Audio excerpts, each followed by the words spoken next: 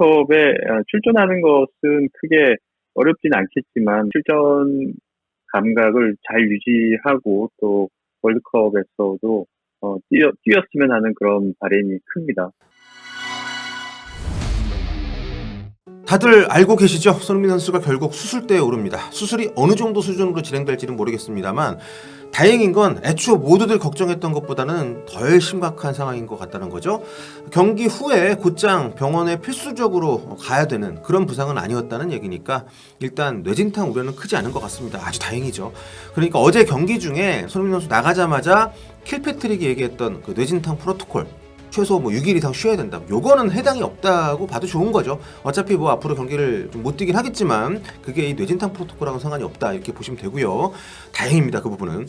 발표대로라면 눈 주위 광대뼈 쪽에 이제 수술이고요. 왼쪽에. 지금 관측에 따라서는 월드컵 출전 가능성도 아직은 열려있다. 사라졌다고 볼 수는 없다. 이런 얘기도 나오고 있습니다. 축구협회 측도 구단 측과 얘기를 나누면서 체크 중이라고 이렇게 오늘 오전 10시 조금 넘어서 언론 브리핑 문자가 나갔습니다. 아직 결정된 게 없기 때문에 수술 경과를 좀 지켜봐야 되는 상황이고 당연히 그렇기 때문에 벤투 감독 별도의 브리핑은 따로 하지 않을 예정이고요.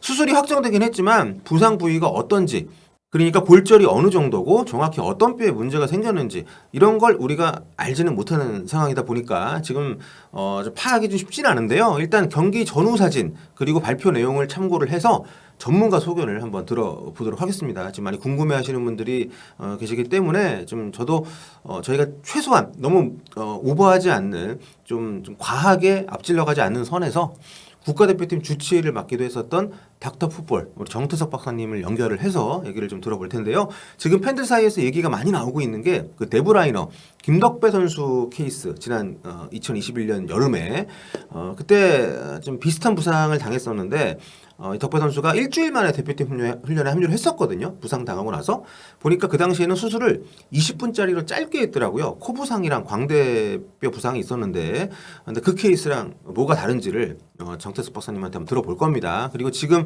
수술이 진행이 되면 차후 월드컵 복귀가 가능한지 여부 또 복귀한다고 해도 그게 끝이 아닌 이유 이런 것들을 들어보도록 할게요. 네, 그러면 여기서 전문가를 모셔서 한번 얘기를 들어보도록 하겠습니다. 전 국가대표팀 주치이신 스피크병원의 정태석 원장님 전화로 연결을 해보도록 하겠습니다. 자, 원장님 안녕하십니까?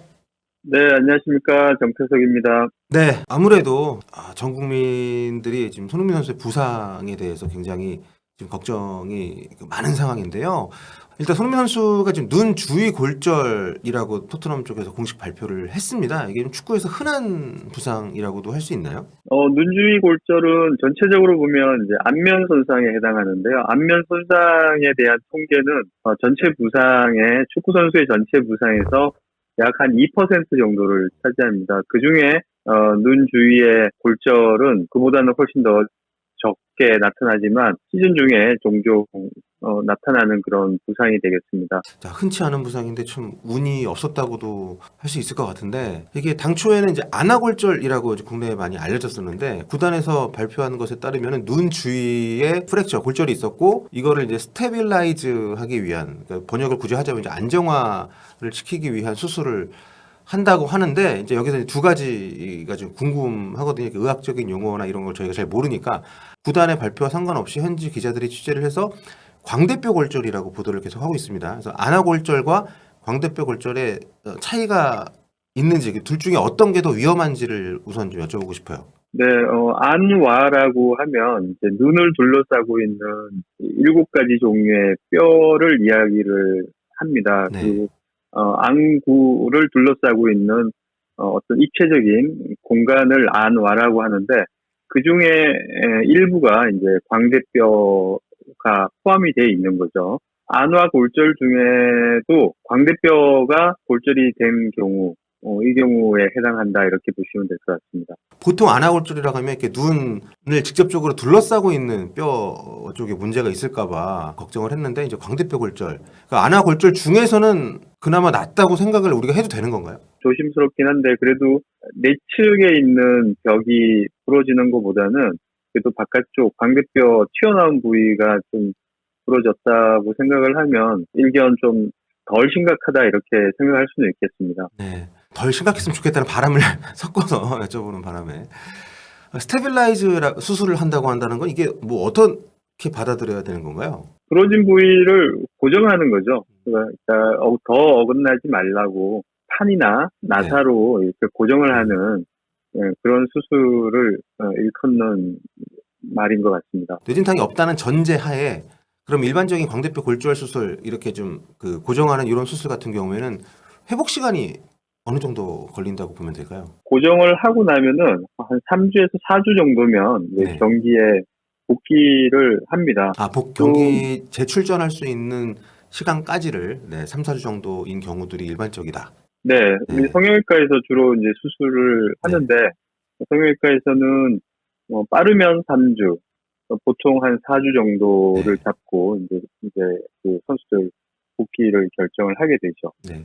그러면 복귀를 결정한다는 것은 회복 과정에서 그 3, 4주 사이에 훈련도 어느 정도 할 수 있다는 얘기겠네요? 그렇습니다. 수술 직후에 안정이 필요한 기간을 제외하면은 이제 3, 4주 복귀이기 때문에 한 2주나 3주 차 때부터는 이제 팀 훈련도 수행할 수 있는 그 정도 상태라고 보시면 되겠습니다. 네.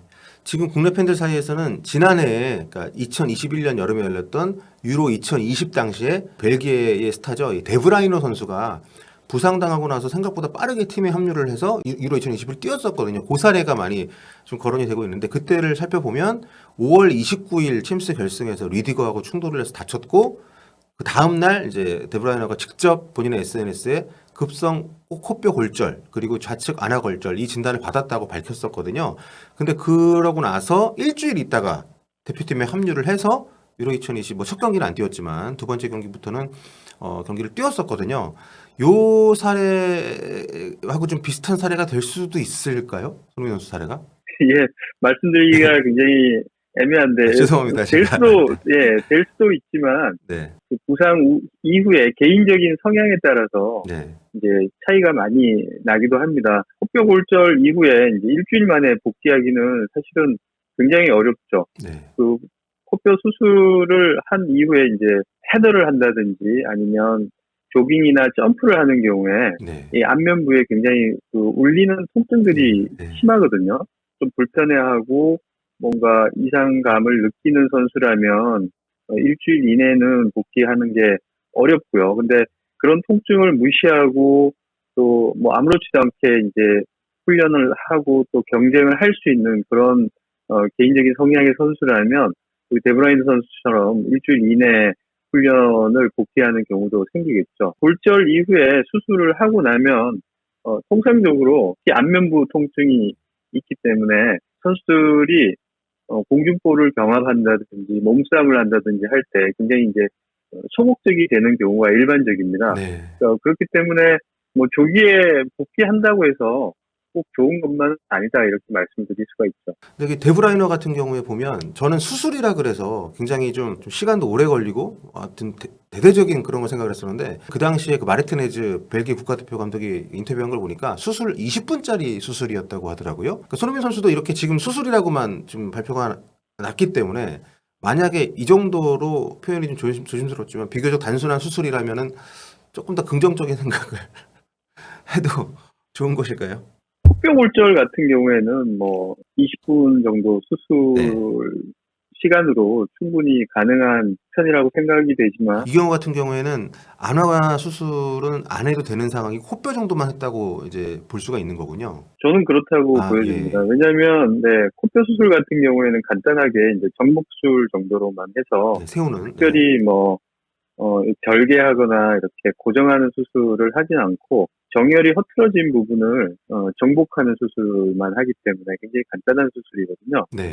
그렇지만 이 안화 골절이 되고 혹은 광대뼈 골절이 되면 절개하고 고정하고 다시 봉합하는 이 과정이 20분 가지고는 어렵다 이렇게 생각이 되어집니다. 좀 사례는 좀 확실히 다른 면이 데브라이너 선수하고는 있는 것 같습니다. 자, 오늘 이렇게 전화 연결해 주셔서 감사드리고요. 그러니까 뭐 직접 이렇게 진단하신 상황이 아닌데도 이렇게 어려운 부탁 들어주셔서 감사드리고 개인적으로 해주실 말씀이 있으신가요?